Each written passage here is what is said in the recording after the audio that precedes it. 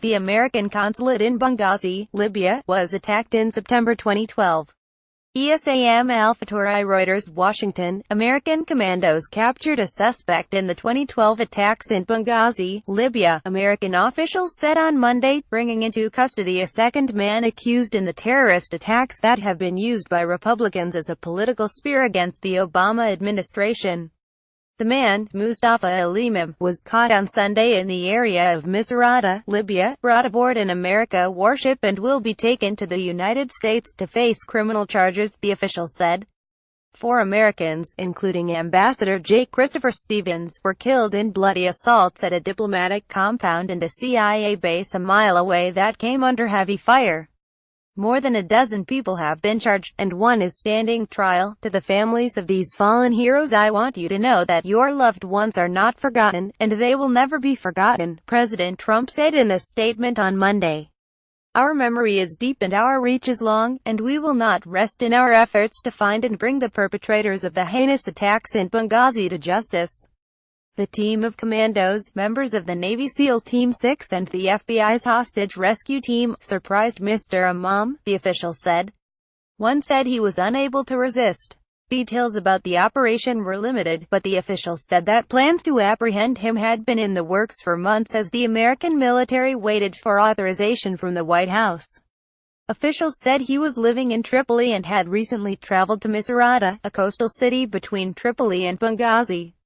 The military's Joint Special Operations Command had been eyeing Mr. Imam closely along with others thought to have participated in the attacks. The arrest of the man shows that President Trump, who vowed during his campaign to fill the wartime prison at Guantanamo Bay with bad dudes, is willing to use civilian courts to prosecute terrorism suspects captured overseas. The capture also marks a victory for FBI officials, who had feared that such prosecutions would stagnate under Mr. Trump and Attorney General Jeff Sessions.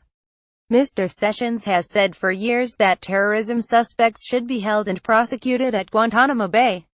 Mr. Sessions has said that terrorists do not deserve the same legal rights as common criminals, and that such trials were too dangerous to hold in the United States.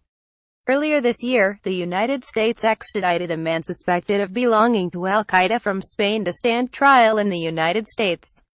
European allies refused to release suspects to be sent to the prison at Guantanamo Bay, complicating Mr. Trump's rhetoric about filling the prison but demonstrating the realities of fighting terrorism. In 2017, the FBI's hostage rescue team has worked closely for years with the military's elite units to make such arrests. In 2013, the FBI team took part in an operation to arrest Ahmed Abu Khataleh, who was charged in the Benghazi attack and is being tried in federal district court in Washington. If convicted, Mr. Khataleh faces a potential sentence of life in prison. It was not clear how the arrest of a second suspect could affect Mr. Khataleh's trial.